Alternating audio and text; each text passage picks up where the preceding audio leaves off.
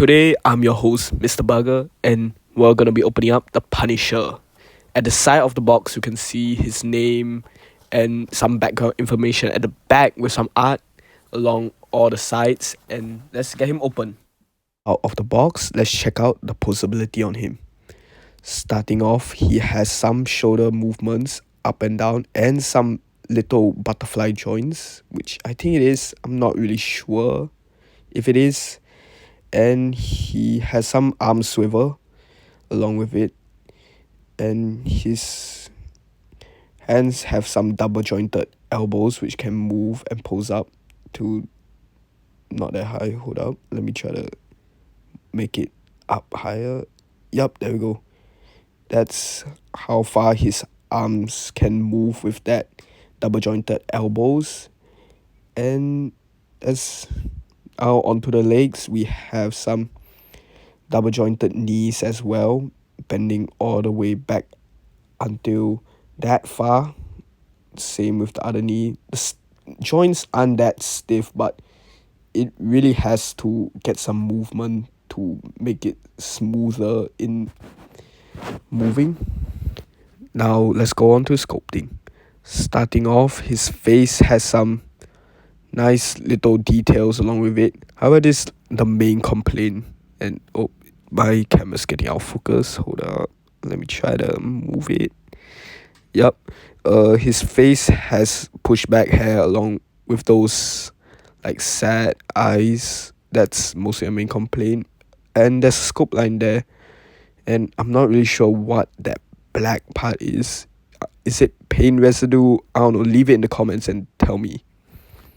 Now let's move on to the hands. At the side, you can see a Punisher logo on it with some folds to his vest. In front, you can see the painted Punisher logo crest symbol thing. And there's American flag on the other side as well. And there's some stitching over at the back. Nice attention to detail. And you can see the little knife holder with little ammo boxes all around. And then we have the gun holster for the accessories coming up.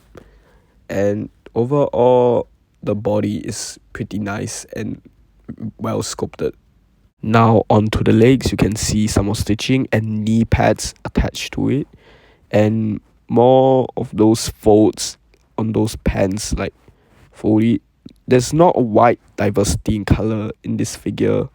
So, but it's the Punisher. He's supposed to be like in darkness and hiding, so I give it a pass. Also, the boots are well sculpted as well. Overall, this figure is very well sculpted and has a lot of nice details attached to it. Now onto the accessories, you can see he has a gun holding hand and a fist hand for his interchangeable hands. And we have a little knife accessory for his back, little knife holder that you can put in, and it's pretty bendy as well at the front. So yeah, and now we have a little axe and it's more stiff. However, I'm not really sure if this is paint chip. Hold up, let me get it. It's paint chipping or it's like part of the thing, part of the little wrapping that they put around the Punishers, like weapons and stuff. So, and also there's some scratches on the axe head all around, which is like what they give for marble type of accessories. Now we have the gun. The gun is nice, well sculpted piece. Not a lot of scratches on it as well. Oh, I dropped it. Oh, my bad. There's some nice sculpting, and there's a little ammo box at the bottom, so it's also good to put inside that little gun holster at the corner of the Punisher's sides.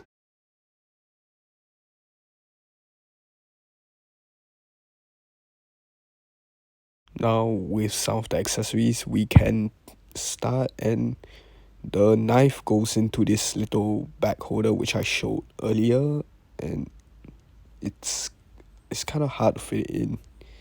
Am I doing it the wrong way? Hold up, let me take a look. Yep, alright, there we go. I got it inside, and yep, with that, I could put the gun in the other little holster right here, and it fits perfectly inside without any trouble, and he can just put it like as a side. Overall, this figure is well sculpted and it's worth my money. And even though his face is like not the same as the reference art, I give this a 8.8 out of 10.